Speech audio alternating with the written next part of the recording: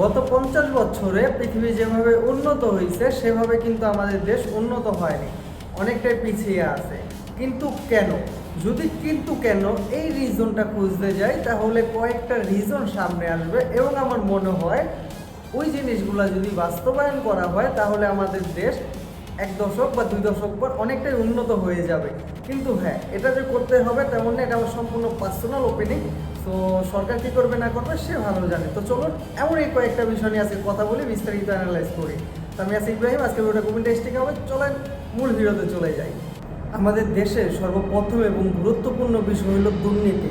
আমাদের সর্বপ্রথম উচিত আমাদের দেশের থেকে দুর্নীতি দমন করা, দুর্নীতি কমানো। দেখেন, যে দেশ উন্নত করতে চায় ওই দেশে সর্বপ্রথম দুর্নীতি দমন করতে হয়, দুর্নীতি কমাতে হয়।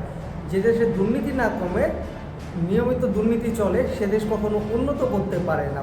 আপনারা যদি উদাহরণস্বরূপ হিসেবে দেখেন তাহলে মালয়েশিয়া, সিঙ্গাপুরকে দেখতে পারেন। এই দেশে উন্নত করার আগে সর্বপ্রথম দুর্নীতি দমন করছে, দুর্নীতি কমাইছে, তারপরে কিন্তু এই দেশ উন্নত হয়েছে। এবং মালয়েশিয়া, সিঙ্গাপুর এই দেশগুলো যে আমাদের থেকে অনেক আগে স্বাধীন হয়েছে তেমন না, মাত্র কয়েক বছরের ডিফারেন্স। তো আমার মনে হয় আমাদের দেশে সর্বপ্রথম আমাদের উচিত দুর্নীতি দমন করা। যদি দুর্নীতি দমন করা যায় তাহলে আমাদের দেশ খুব সহজে উন্নত হবে। 2 নম্বর গুরুত্বপূর্ণ বিষয় হলো যোগ্যতা ভিত্তিক চাকরি। দেখেন, আমাদের দেশে এমন বহুত মানুষ আছে যারা গ্র্যাজুয়েশন কমপ্লিট করছে, মাস্টার, অনার্স, ডিগ্রি সম্পূর্ণ কমপ্লিট করা শেষ, তাদের ভালো একটা সার্টিফিকেট আছে, কিন্তু তারা কোনো বড় মাপের জব পায় না বা সরকারি জব পায় না। কেন পায় না?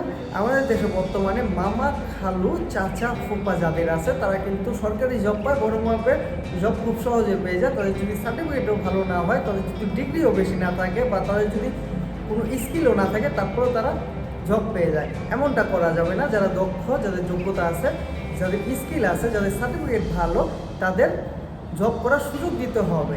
এবং মনে রাখবেন, যোগ্য মানুষটা যখন যোগ্য জায়গায় বসে তাহলে দেশ উন্নত হয় এবং উন্নতির ক্ষেত্রে তারা বড় ভূমিকা পালন করে। 3 নম্বর এবং গুরুত্বপূর্ণ আরেকটা বিষয় হইল ঘুষ বন্ধ করা। দেখেন, যে দেশে সরাসরি ঘুষ প্রচারিত থাকে সে দেশে যোগ্য মানুষটা তাদের প্রাপ্ত সুযোগটা পায় না।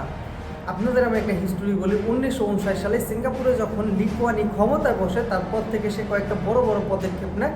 তার মধ্যে অন্যতম একটা পদক্ষেপ ছিল ঘুষ বন্ধ করা। সে সবার জন্য ঘোষণা করে, সরকারি হোক বেসরকারি হোক, যে কোনো মানুষ যদি ঘুষ খায় তাহলে তাদের বড় অঙ্কের ফাইন ভরতে হবে এবং কিছু কিছু ক্ষেত্রে তাদের জেল পর্যন্ত হতে পারে। আমার মনে হয় আমাদের দেশে প্রতিটা মানুষের জন্য এই নিয়মটা চালু করা উচিত, এই আইনটা তৈরি করা উচিত। তাহলে আমাদের দেশে ঘুষ অনেকটা কমে যাবে এবং অযোগ্য মানুষটা যখন যোগ্য জায়গায় বসে তখন ধীরে ধীরে দেশের উন্নতি থমকে যায়। তাই দেশে সর্বপ্রথম ঘুষ বন্ধ করতে হবে এবং যদি ঘুষ বন্ধ করা যায় তাহলে আমাদের দেশের উন্নয়ন ধীরে ধীরে আগাবে। 4 নম্বর গুরুত্বপূর্ণ বিষয় হইল সভ্যতা এবং পরিবেশের শৃঙ্খলা। দেখেন, আমাদের দেশে এমন অনেক জায়গা আছে যেখানে রাস্তাঘাট এবং পরিবেশ খুবই নোংরা হয়ে থাকে, বিশেষ করে ঢাকার রাজধানীর ভিতরে আপনার সদরঘাট, গুলিস্তান আরও কয়েকটা জায়গা আছে যেখানে পরিবেশ খুবই জঘন্য। তাই আমাদের সর্বপ্রথম উচিত আমাদের পরিবেশ ঠিক করা। এবং আপনাদের উদাহরণস্বরূপ হিসাবে আমি আবারও দেখাচ্ছি সিঙ্গাপুরকে। সিঙ্গাপুরের ভিতরে একটা আইন আছে, কোনো মানুষ যদি রাস্তাঘাটে ময়লা ফেলায় তাহলে তাকে বড় অঙ্কের ফাইন ভরতে হয় এবং কিছু কিছু ক্ষেত্রে তাদের জেল পর্যন্ত হইতে পারে। তাই আমার মনে হয় আমাদের পরিবেশ ঠিক রাখার জন্য আমাদের এমন আইন তৈরি করা উচিত, চালু করা উচিত। এবং সভ্যতার যে ব্যাপারটা, আমাদের দেশে কোনো মানুষের ভিতরে সভ্যতা বলতে কোনো জিনিস নেই। আপনার যদি কোনো মানুষের সাথে ধাক্কা লাগে এবং ওই মানুষটা যদি সরি বলে, অপোজিট পাশের মানুষটা আপনার খুব ভয়ঙ্করভাবে রিয়েক্ট করে, তখনই আমাদের ভিতরে আপনার কামড়াকামড়ি মারামারি শুরু হয়ে যায়। কিন্তু উন্নত দেশগুলোতে যেমন আপনার সিঙ্গাপুর আছে, জাপান আছে, জার্মানি আছে, সাউথ কোরিয়া আছে, চীন আছে, এই দেশগুলোর ভিতরে এমন হয় না। কারোর সাথে যদি কারো ধাক্কা লাগে তাহলে দুনো পাশের মানুষ সরি বলে, আপনার চ্যাপ্টার ক্লোজ। কিন্তু এই জিনিসটা আমাদের দেশে করতে পারি না আমরা, কারণ আমাদের সভ্যতার অভাব। তাই আমাদের উচিত আমাদের সভ্যতা শেখা। যদি সভ্যতা শেখা যায় এবং পরিবেশ ঠিক রাখা যায় তাহলে সমাজ আস্তে আস্তে উন্নত হয়ে যাবে। 5 নম্বর এবং সবথেকে গুরুত্বপূর্ণ বিষয় হলো মাদক নিয়ন্ত্রণ করা। দেখেন, আমাদের দেশে বর্তমানে কম বেশি সবাই কিন্তু মাদক সেবন করে, তাই মাদকের উপরে নিয়ন্ত্রণ আনতে হবে। আমাদের জেনারেশন থেকে শুরু করে ওল্ড জেনারেশনের প্রতিটা মানুষ এখন মাদক সেবন করে, টুকিটাকি সবাই মাদকের ভিতরে আসক্ত এবং টাকা ইনকাম করার জন্য আমাদের জেনারেশন থেকে শুরু করে ওল্ড জেনারেশনের সবাই মাদক পাচার করে। তাই আমাদের মাদক নিয়ন্ত্রণ আনতে হবে। আরেকটা কথা বলি, সিঙ্গাপুর উন্নতর আগে কিন্তু মাদক নিয়ন্ত্রণ করেছিল। মাদক নিয়ন্ত্রণ করার পরে কিন্তু যুব সমাজ সিঙ্গাপুরের উন্নতর খাতে বড় একটা ভূমিকা পালন করে। তাই আমাদের মাদক নিয়ন্ত্রণ করতে হবে সর্বপ্রথম। এই মাদক শুধু একটা মানুষকে শেষ করে দেয় না, একটা মানুষের জীবন নেয় না, একটা সমাজ এবং একটা দেশকে ক্ষতিগ্রস্ত করে তোলে। তাই যুব সমাজ যদি মাদক থেকে দূরে থাকে এবং তাদের যদি মাদক থেকে দূরে রাখা যায়, তাহলে আমাদের দেশের মেধা, আমাদের দেশের তরুণ সমাজ, আমাদের দেশের উন্নত খাতে বড় একটা ভূমিকা পালন করতে পারবে। তাই আমাদের দেশে মাদকের বিরুদ্ধে কঠোর আইন, কঠোর নিয়ম তৈরি করা উচিত এবং মাদক থেকে প্রতিটা মানুষকে দূরে রাখা উচিত।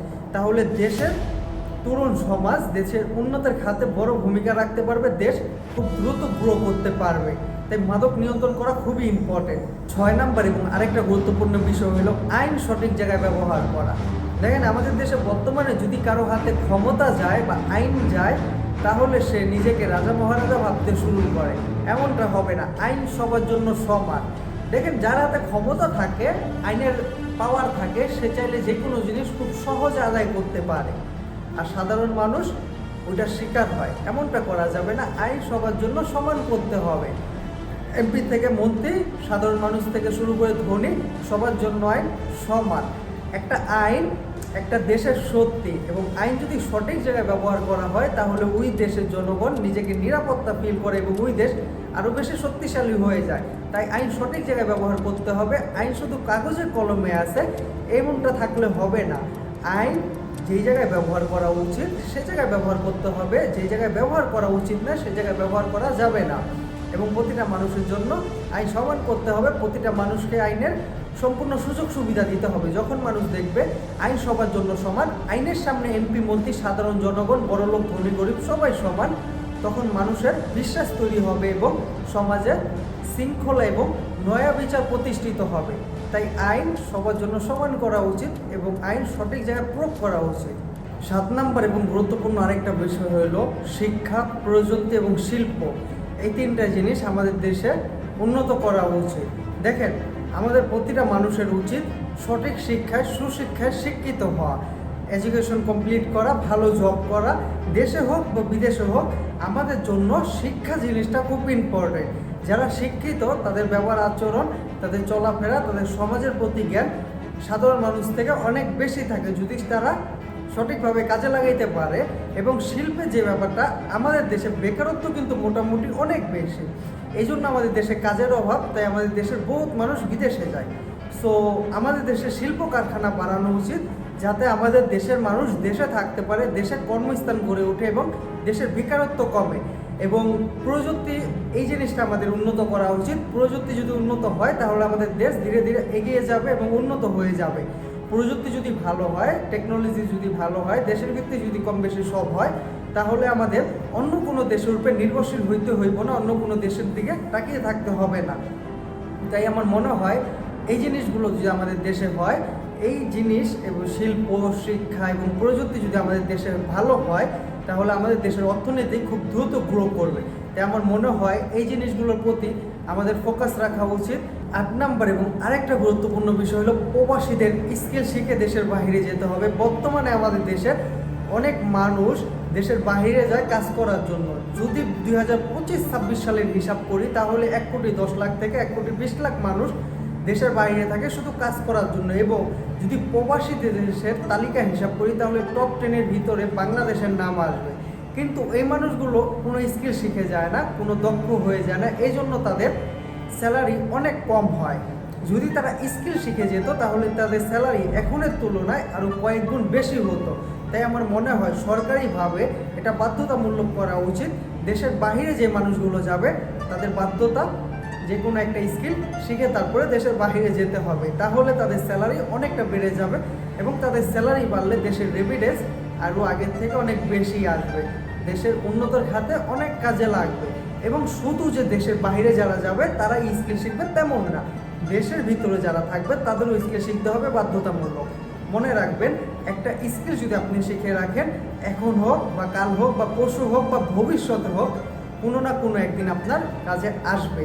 তাই যে কোনো একটা স্কিল প্রতিটা মানুষের শিখে রাখা উচিত। 9 নম্বর এবং সবথেকে গুরুত্বপূর্ণ ব্যাপার এবং লাস্ট যেটা ওইটা হলো মিলিটারি প্রশিক্ষণ। আমাদের দেশের জনসংখ্যা বর্তমানে অনেক বড় বড় দেশের থেকেও বেশি। আমাদের দেশের প্রতিটা মানুষকে মিলিটারি প্রশিক্ষণ দিয়ে প্রশিক্ষিত করা উচিত, কারণ বর্তমানে পৃথিবীর যে অবস্থা, টানটান উত্তেজনা, কখন কে কার উপরে হামলা করে, কখন কার সাথে কার যুদ্ধ লেগে যায়, কখন থার্ড ওয়ার্ল্ড ওয়ার শুরু হয়, এটা কেউ বলতে পারবে না।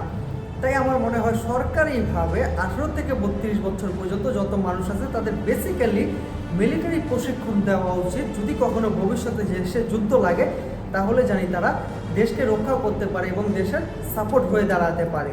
তাই প্রতিটা মানুষকে মিলিটারি প্রশিক্ষণ দেওয়া খুব ইম্পর্টেন্ট। যদি এমনটা হয় তাহলে আমাদের দেশের মিলিটারি সংখ্যা বেড়ে যাবে, যেই জিনিসটা আপনার ফলো করে আপনার চীন, south Korea, north Korea, Japan, Germany, Russia, America, Italy, আরও আদার্স অনেক কান্ট্রি আছে যারা সেম ক্যাটাগরি ফলো করে। তো আমার মনে হয় আমাদের এই সেম জিনিসটা করা উচিত, তাহলে হয়তো আমাদের দেশ আগামীতে সুরক্ষিত থাকতে পারবে এবং দেশের যদি কখনো যুদ্ধ হয় তাহলে দেশকে রক্ষা করতে পারবে। তাই প্রতিটা মানুষকে মিলিটারি প্রশিক্ষণ দেওয়া উচিত। এখন কথা হইলো আমরা কি এই জিনিসগুলো করতে পারবো?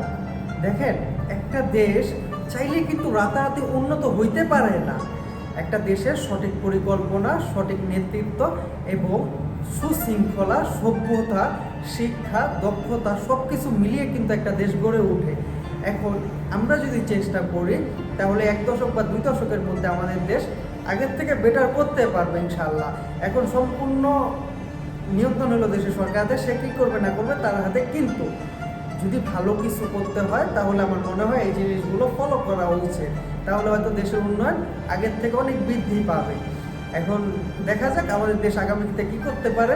এখন প্রশ্ন হইল, আপনারা বলে যাবেন আপনাদের কি মনে হয় এই জিনিসগুলো আমাদের দেশে করা পসিবল?